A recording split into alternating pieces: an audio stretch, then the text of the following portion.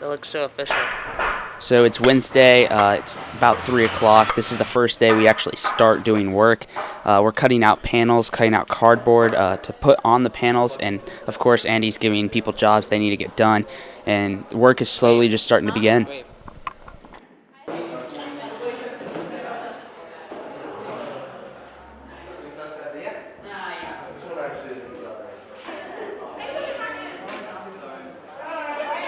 Say hi. Even though this is a very hard-working job, of course we're all still having a good time. It's such a fun experience to actually hang out with your friends and put this together. Only when Andy's not yelling at you to go do something. All right, I need David, Zach, Asa, Hey, high five.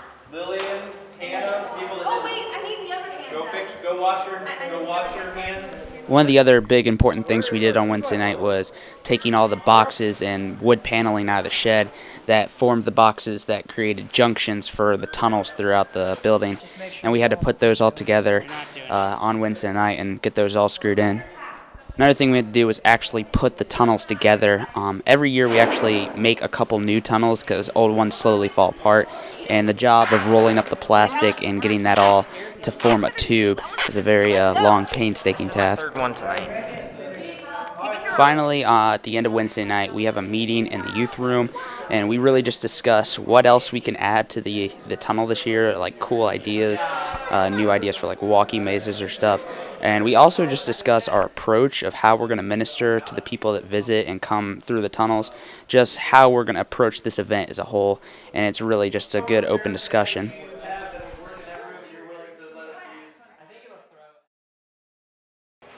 It's now Friday. The Abyss is less than a day away. We're slowly starting to form the maze idea of what we'd like the tunnel to look like, but we still have to form and create a lot of parts of the actual tunnels. This is Chef Mama D. What you cooking, Mama D? You never know what I'm cooking. Oh gosh. Asa, what do you have to say about the Abyss? I think it's gonna be great. It's gonna be great.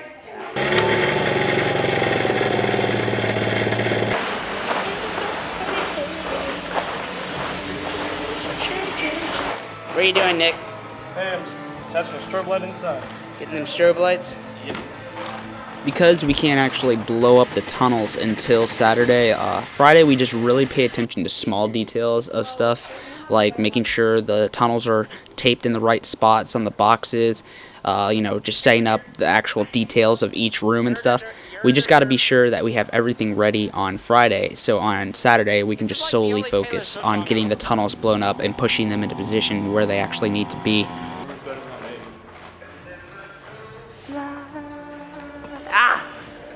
Alright, now it's about dinner time Friday night, and Mama D has blessed us with the gift of nachos and all that kind of goodness, so we just kind of hang out and enjoy that before going back to work afterwards.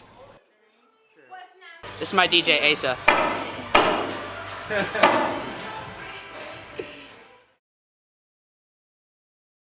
Alright, Asa, what day is it? Today we go in the Abyss. Day 2, it's Saturday. Saturday. It's Saturday. The Abyss is tonight. What time is it? Right now it is. It is Again 11:45. from the camera. It's 11:53 actually, and we have 54. your clock's off. We're about to go in the Abyss. Look. Oh, we're going the wrong way. We need to go this way. Go. The day finally comes, and it is Saturday. The Abyss is less than 12 hours away. We still have to blow up the tunnels and move them into position, but for the most part, everything is done. We just got to get those tunnels blown up. Another really key thing we had to do on Saturday was actually climb through the tunnels once they're blown up and look for holes, because if one hole is there, even if it's small, people going through the tunnel are going to make it bigger eventually. It's just bound to happen. So we have to go in ahead of time and be sure to patch up those holes with duct tape. Looks like we got a tiny hole right here. We're gonna go ahead and type this further. That tiny little hole. We do not. You see, that tiny little hole could progress into something big. Another important aspect of Saturday morning before the event is to make sure outside is all set up for the people that aren't in the tunnels, so they have stuff to do, you know, setting up the stage, setting up the inflatables, the Gaga pit, just making sure all that is cleaned up out there, and even making sure we have lighting out there. Hi there. How's it going? Good, how are you? It's good.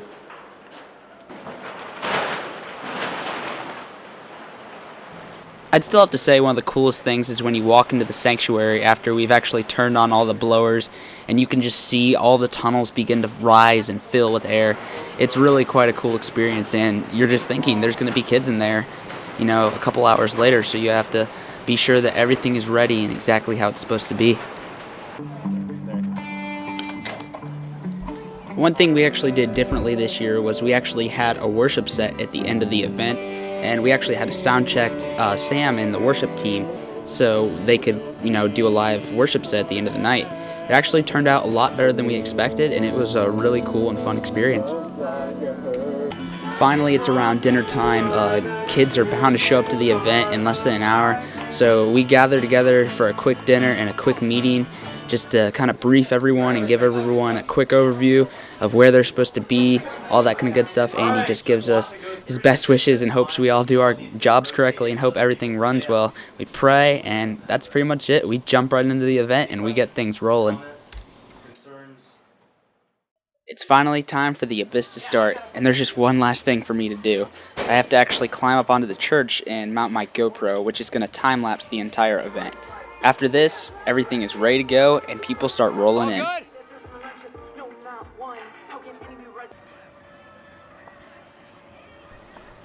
absolutely love the fact that we've been doing this event for a couple years now, and the turnout has never disappointed us. The community has always just been so enthusiastic and excited about this event, and we always have a great turnout every year, and it just blows my mind every time.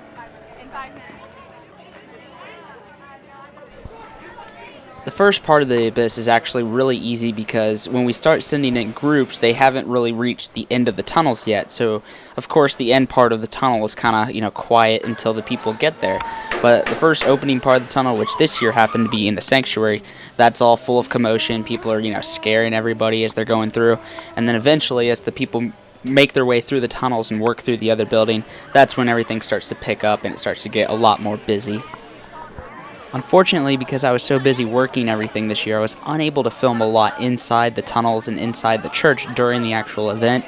But I would like to give a shout out to Daniel Campbell. He filmed a lot of the outside footage of the kids hanging out during the event, and he also filmed a lot during the worship set. So you're going to see a lot of that, but you're probably not going to see a lot of inside footage of what's going on inside the Abyss. For the most part, there's usually not a lot of major events that happen during the Abyss. Like, we may have to patch up a hole every now and then, but there's not really any major incidents other than cutting out someone who's, you know, really scared. But for the most part, there's nothing really major that happens. Finally, we start pushing the last groups through, and the Abyss starts to wind down.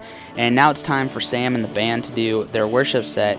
And this was just a really cool experience because we'd never done anything like this before. And we were just really encouraged by the amount of participation that everybody partook in worshiping with us. And it was just a really encouraging and fun experience. And we play games, and then we have awesome conversations.